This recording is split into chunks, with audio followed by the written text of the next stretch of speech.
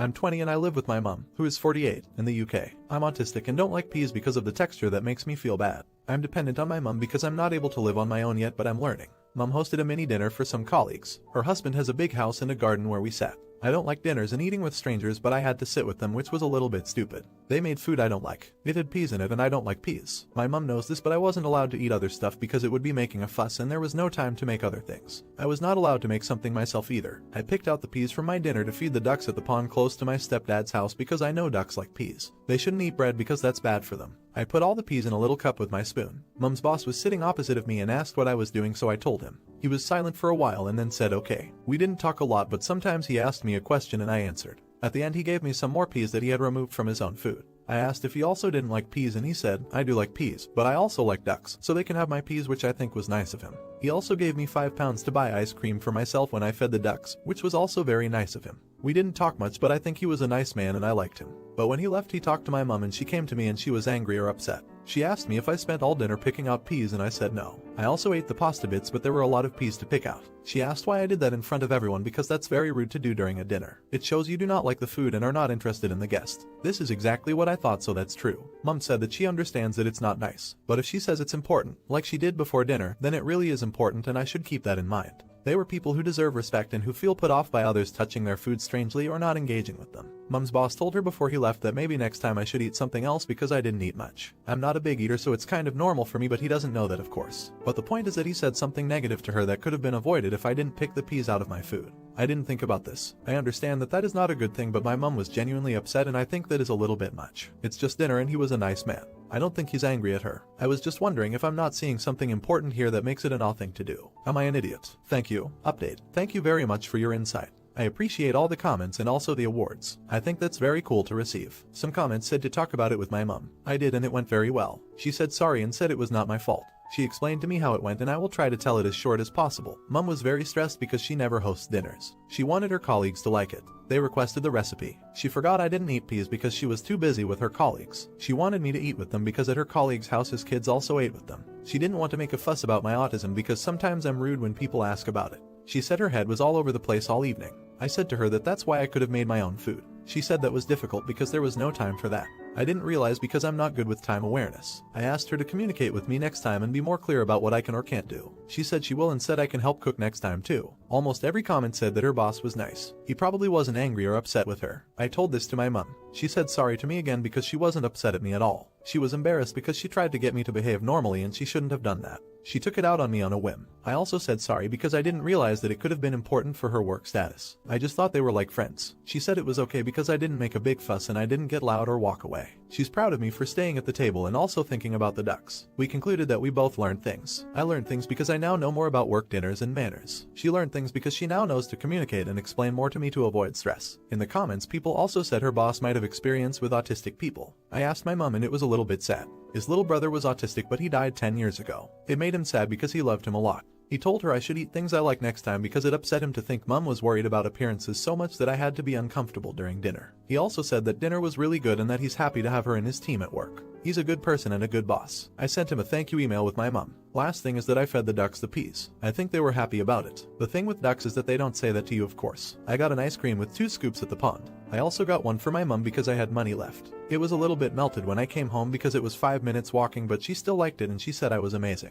Thank you for reading. Not an idiot. As someone who had pet ducks, I can confirm that those little quackers not only like the peas, they love them. They're the ultimate duck snack. After my ducks discovered that the freezer was where I kept peas, I couldn't open the freezer without being mobbed. Not an idiot. When we're young we assume our parents are perfect. As we get older we learn that that's not true. They're humans and thus prone to mistakes and miscommunications. It's good that your mom was able to recognize her own mistakes and learn from them. Have you ever fed peas to the ducks? Let me know in the comments. You won't want to miss the next story since it has everything, from vengeful legal action to a disastrous ending. Am I an idiot for taking my niece to court over a coat? I am a female, 28, and have a niece, 16, female. She is my only sister's only child. 2 years ago I married a very wealthy man.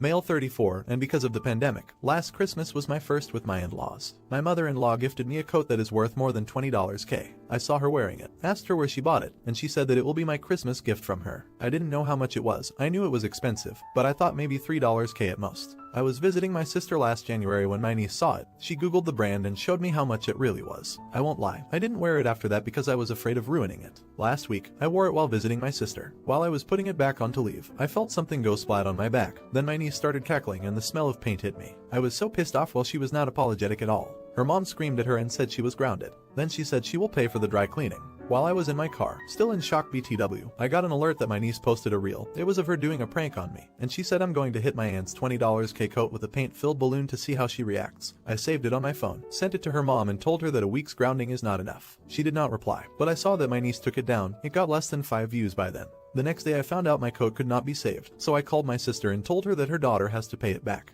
Well, we got into an argument and she said that they will not be paying for it, and if I wanted a new one, I should get my husband to buy it for me. I think that they should pay for it. They can afford to. IMO, they should sell my niece's car and pay me back my money. We did not reach an agreement, so I told her that I will be suing, and reminded her that I have video evidence that her daughter A did it on purpose for online clout and B knew exactly how expensive it was. People in my life are not objective at all. I have some calling me an off, some saying they are the ages for not buying me a new one, and some so obsessed with the price of the coat that they are calling me an off for simply owning it and wanting a new one. So am I an idiot? So here is a quick update, since the situation has been resolved. When my husband got home, I told him what happened and showed him the video. He asked if I spoke with my brother-in-law and I said no. All my conversations were with my sister. He said that he will take care of it. Now, a disclaimer, I understand nothing when it comes to insurance claims, and this is what my husband told me I understood happened. My husband talked with my brother-in-law, told him exactly what happened and showed him the prank video. Then he told him that the coat was insured. We will be filing a claim and submitting the video, and we might have to file charges for the claim.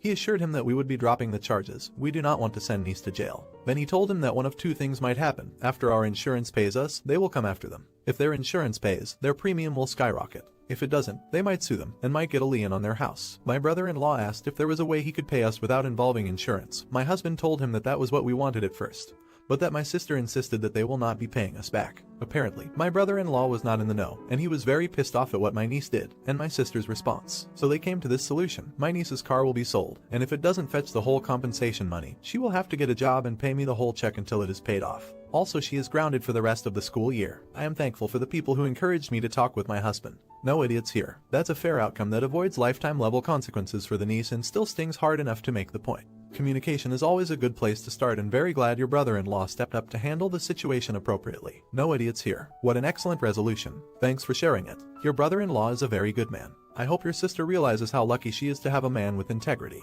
Hopefully, your niece is getting a timely life lesson that helps her future adult self understand more about life consequences. Would you have sued your own niece? Let me know in the comments. You won't want to miss the next story, because the boyfriend needs some serious help. Am I an idiot for asking my boyfriend to charge his family member for fraud? I, a female 27, and my boyfriend, male 34, have been together 5 years and have worked really hard to save for a house. 2 weeks ago we fell in love with a house and we put down an initial deposit to hold the property. The house won't be built until the end of 2022. We have been in talks with a mortgage broker and the builder's finance people. Last week we received some shocking news when my boyfriend's credit score came back as being bad. There was activity on the statement that was 100% not his and a credit card that has gone into default over the last 6 months. This credit card was originally my boyfriend's, but he swears he closed the account and canceled the card mid-2019. Long story short, we discovered that a family member that was living with him a few years ago has gotten a hold of the card at some point and has been using the card on and off since 2019. They defaulted on payments in early 2020 but paid this off, then defaulted again in December of last year, and the account is still in default and over $5,000 is owed in charges and late fees. Charges for shopping, news agency, takeaway food and pubs, gambling. My boyfriend has had zero knowledge of this as he hasn't had access to the account after he closed it, and hasn't been receiving statements or notices from the bank.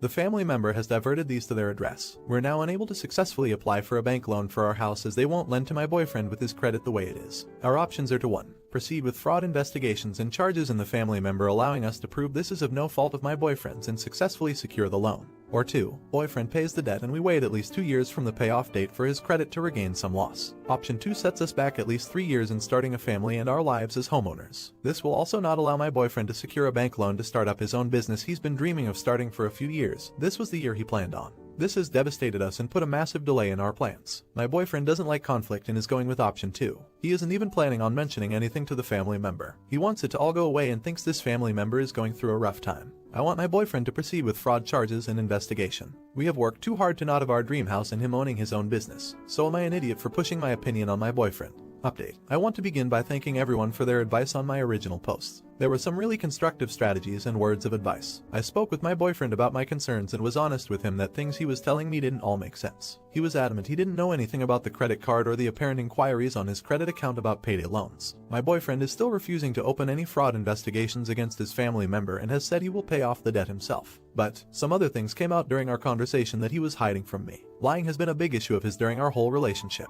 In the past I have forgiven him for his lies, but I can't keep forgiving the same issue every few months when he promises to change. But we're in the same spot every few months. And I'm not talking little lies. I'm talking big lies and even bigger lies to cover up those lies. I know I'm stupid for giving him the benefit of the doubt, so in saying this, my boyfriend is now my ex-boyfriend. When I spoke with my boyfriend about my concerns above, he ended up picking up his bag and walking out on me and drove away. That was the last time I saw him in person. This is how this man dealt with an issue in our 5-year relationship. We haven't spoken much since, but I have definitely resigned to the fact my relationship is over. I think he is expecting me to forgive him like all the previous times. I have packed up his stuff and will return to him after my city comes out of our 6th lockdown. There is a good ending to this story though. I spoke with my mortgage broker and the housing developers. I can't afford the original townhouse I fell in love with alone, but a smaller townhouse that I also loved came available and I've been approved for this one. I paid my deposit 3 days before my birthday last month. I bought a house by myself, not an idiot. I just want to say that you are never stupid for loving someone and trusting them and wanting them to be their best selves. It is his fault he lied to you, not your fault that you believed him.